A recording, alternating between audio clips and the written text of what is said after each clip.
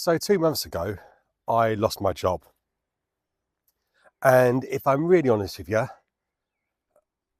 that first month I spent just panicking.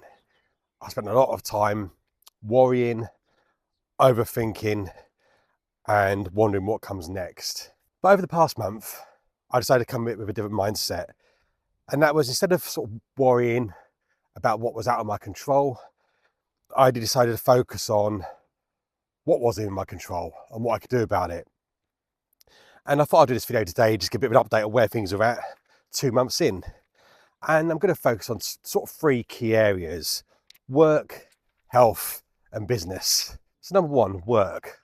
Work has been hard work. It's safe to say the industry I'm in, which is aviation, is really struggling right now. And to give you an idea, 6 operators have gone bust in the past, 3 months in the UK?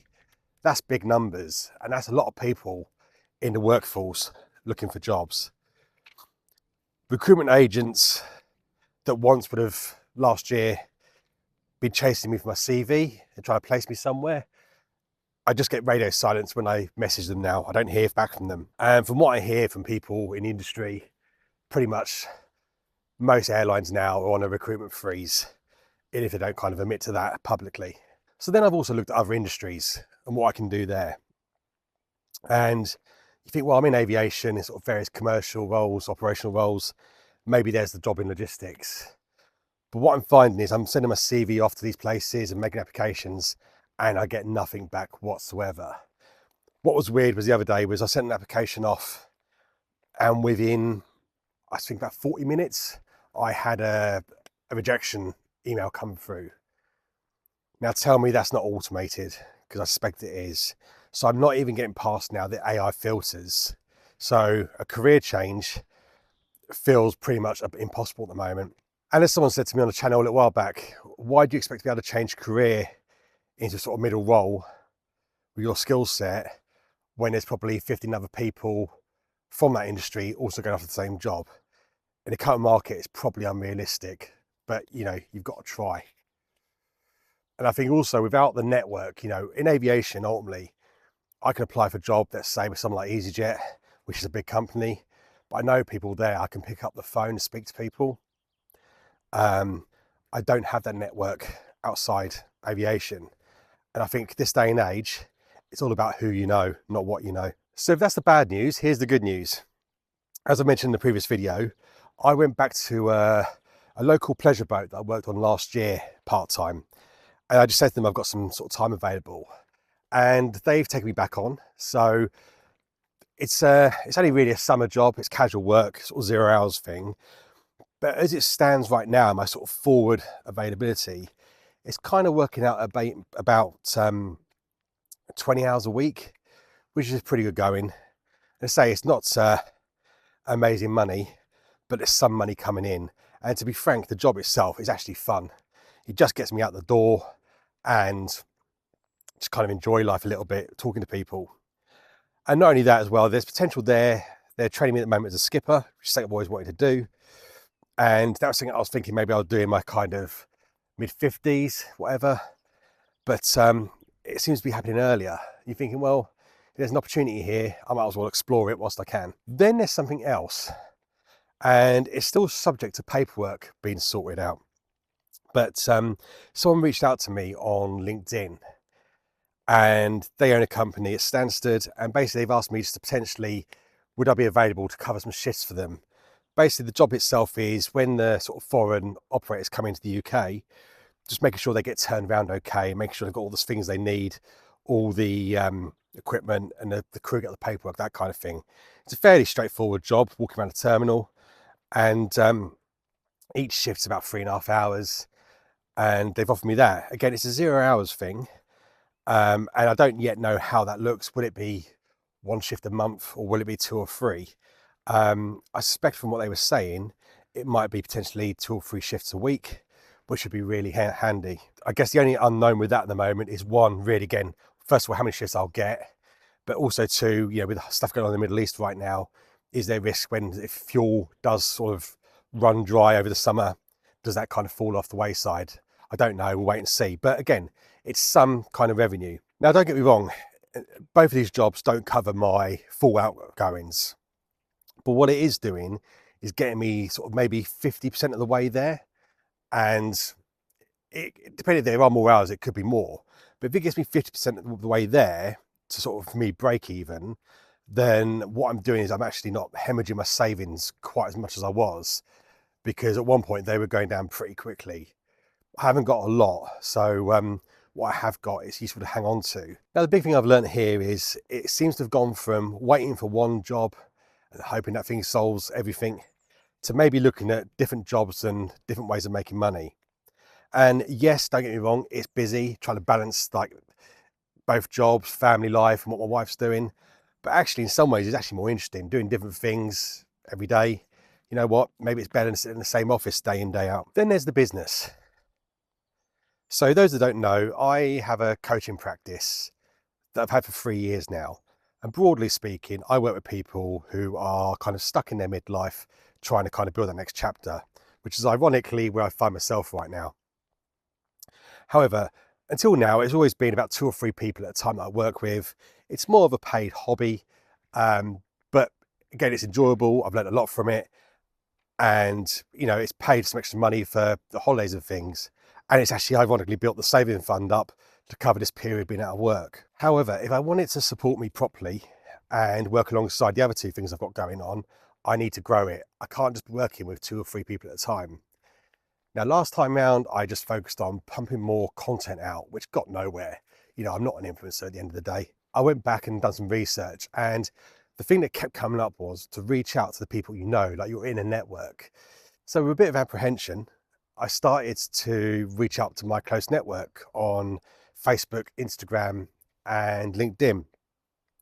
And I didn't really think it would come to much, to be totally honest, but I thought I'd give it a go. And I just sent a simple message to people that I know saying that this is where I'm at right now, this is what I'm doing.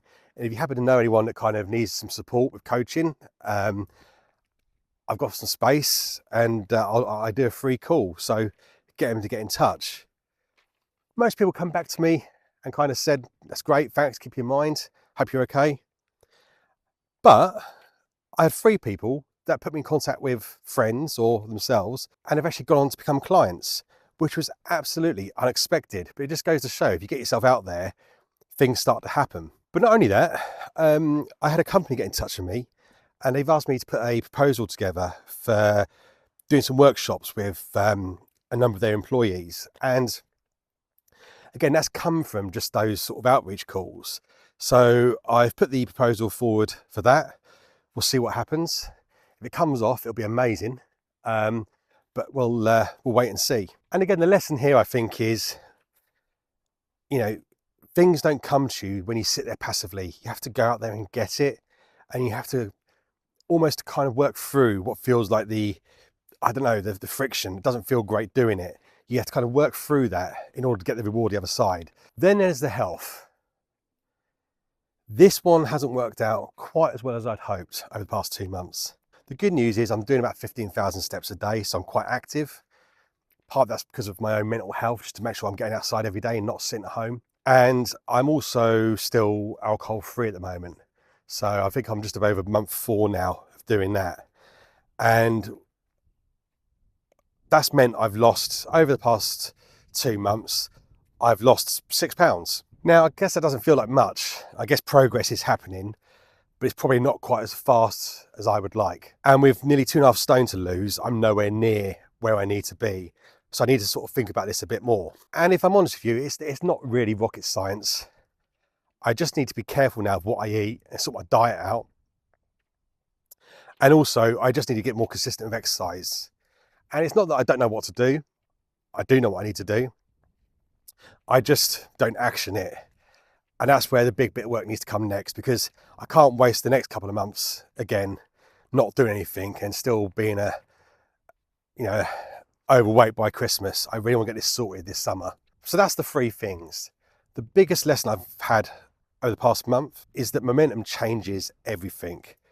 When I was sat about worrying, overthinking for the first month, nothing changed whatsoever. But when I started to take small steps, small actions in the right direction, that's when things started to change. And that didn't mean everything started working, not at all, not by a long shot. But what it did mean is that by creating that momentum, it actually just started creating more opportunities than I otherwise would have had. So what about the next month? Well, under work, I think it's continue with the boat work and keep that going. I think get the airport stuff up and running and see how it looks like through the month of June. The idea here is the more I can do there to get towards that break-even number would really help me. That's kind of the focus there. With the business, I'm going to continue the outreach I'm doing. I'm going to try and do 10 a day as best I can. And what I'd like to do is get maybe 10 new clients signed up over the sort of, maybe not in June, but start warming up for maybe June, July. And as I say, I'm also going to put a free workshop on as part of that. Probably in July time, I expect that'll be. So I'll be putting that together. And then with health, it's simple. I want to be 1 stone lighter before I go on holiday in August. That gives me about 11 weeks to lose a stone. No messing around this time round. I just want to get on that and get it done.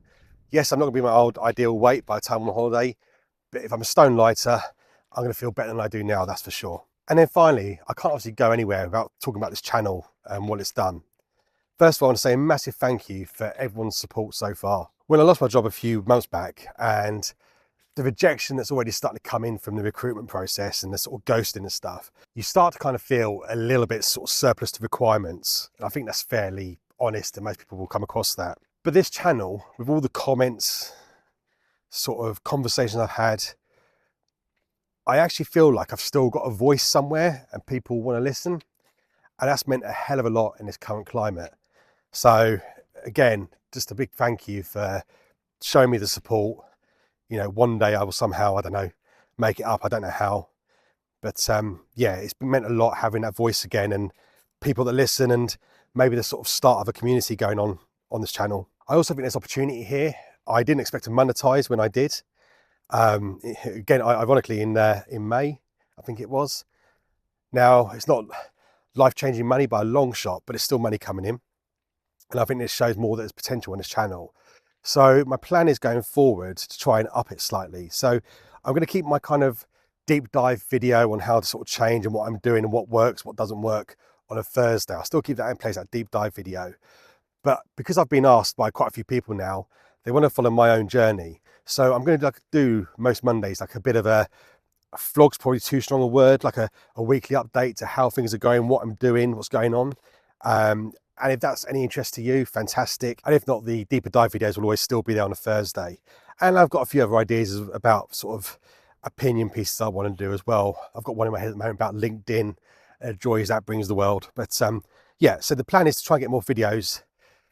I'm trying to aim for 2 a week, say the Thursday one, and then maybe one on the Monday, but we'll see how that goes. So to get the ball rolling with you guys before I go, June ahead of us now, what's the one thing you'd like to do before the sort of maybe the start of the summer holidays? What's one thing you'd like to achieve over the next sort of 4 to 6 weeks? And what's something you can do about it next week to start, or even this week, to start building momentum? Let us know in the comments below. I'd love to know, and I will try and respond to every single one, give you any tips I can give you. But yeah, let us know in the comments any thoughts of stuff you'd like to achieve over that time period. I'll wind it up there. As always, please like, it really helps if you can, if you don't mind doing that. And if you're new to the channel, please do feel like subscribing if you find it useful. It really helps the channel, helps me, massively appreciated. So cheers for now, and I'll see you on the next one.